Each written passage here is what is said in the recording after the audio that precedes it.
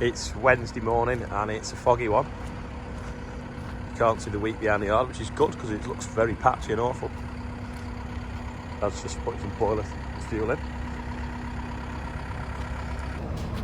Chris is here from Manco. Now remember the screen for the boiler, we took it to somewhere to repair it and they were like, yeah, dead easy. When they actually got down to it, they couldn't. There's a part inside that they can't get hold of. So Chris is here now, putting the new screen in. They got stuck at customs.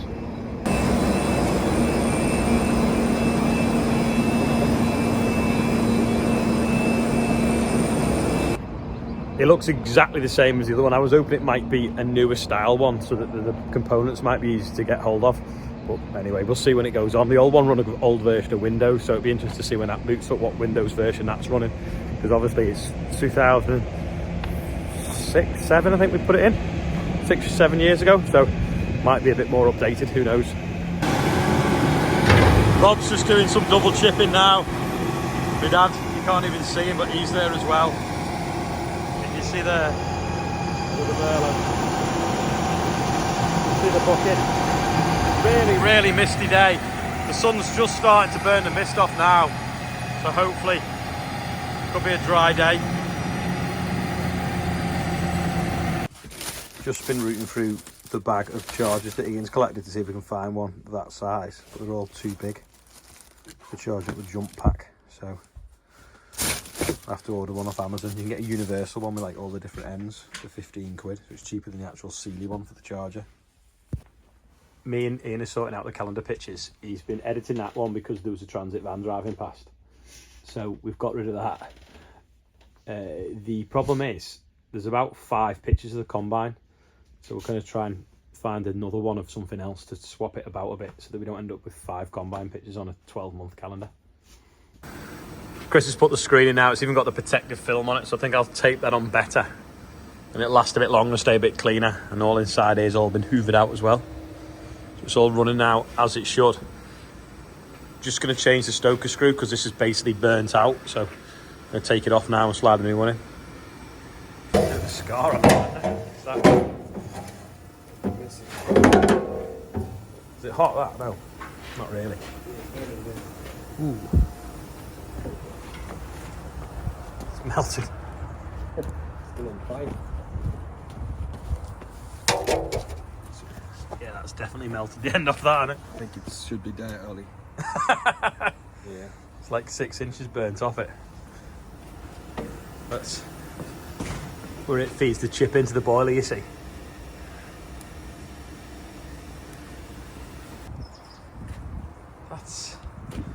It's incredible, really, isn't it? How much is worn and burnt off it.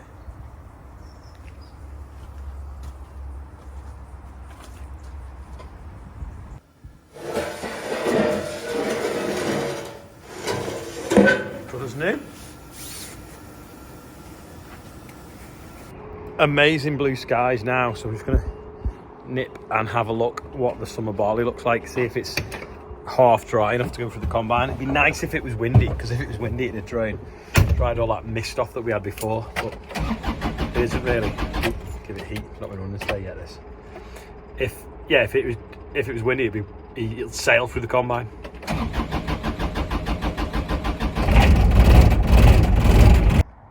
There's loads of crows. I don't know what them crows are doing, but there's loads of crows over there landing in the barley. Let's see what it looks like. Pretty hard, actually. It's not particularly hard, but I think it might thrash. This is where we sown the cover crop with the drone. It's about, I don't know, 18 inches tall now. It's actually just about to start flowering, isn't it? And then this is where it was drilled with a drill, so it was a bit behind the difference in height.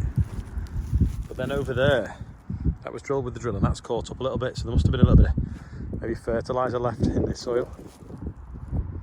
It definitely got a head start with the drone. I'm filling up with diesel. Rob's dropping the dump trailer off to put a grain trailer on. And I was going to say Simon here for chip. But if not, it's Ben. He's loading himself with chip on the 939. Mustn't be silaging today. Oh yeah, and we've got the 7.8 ready to go in the workshop.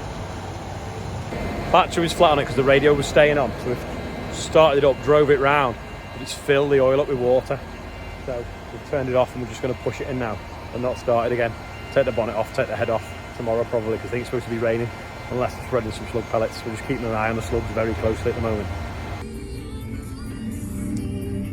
It's November the 25th, so it's not, it's October the 25th, and we are off out cutting barley, backing around the yard. Name that song, Can You See All the Ladybirds on the window? There's loads of them. Anyway, it certainly looks fit. Let's see if we can get it through the combine. This was the bit that was broadcast on, and it's quite wet, this bit of the field, so this is obviously absolutely rubbish, but there's plenty of pigeons there, so they're obviously eating something. In other news, the wheat the other side looks pretty good, apart from where the tide comes up and a bit of a wet bit through the middle, but at least we know where to drain. Yeah, okay, Rob.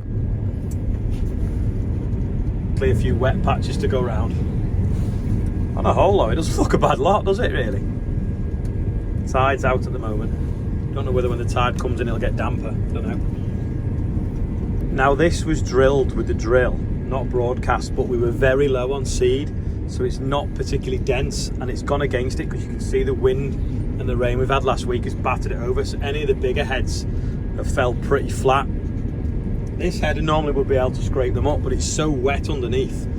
I'm just going to end up bulldozing soil, and I want to get through this today because I reckon this is the only chance I've got before Christmas really, so we're just going to have to, well, it's probably a little bit high there, I'll go a bit lower now, but just skimming it a bit really, just to keep moving. It doesn't actually look too bad a sample in there. I'm going to empty now because it's quite damp. Don't want too much weight in the grain tank. Sometimes it doesn't like flowing out through the augers, but to be honest, that's flowing out pretty well. That's just off the headland.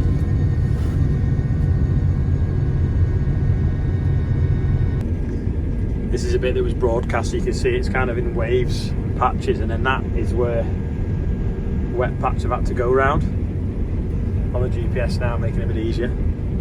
So still. You see the fertiliser factory there still closed. So apparently they got a massive grant of like 180 million. Zoom back out. 180 million in carbon credits because they said they were reducing the carbon by closing the factory. Well, what they saved in carbon, they were supposed to, if any savings they had in carbon, they got paid for. So by closing the factory meant they could sell them credits to somebody else. So yeah, they basically cashed in a little bit of a loophole there. A lot of taxpayers' money just wasted. It is, isn't it? Morgan just said that the straw that's coming out the chopper's drier than some of the stuff we've got this summer. I just jumped off then, there's a bit of soil on the knife, but this was broadcast on, so it's quite thin here. Over there it's a bit thicker and it just kind of in waves. And over there where it was drilled with the drill, it's better. Well, what a stunning day. Anyway, we'll keep moving to get this field finished. Didn't stay clean for long, did it? That's never happened before. We've got like a wet lump stuffed under there. Had to pull it out. Normally you can just reverse and it goes, but this time we have to back it up.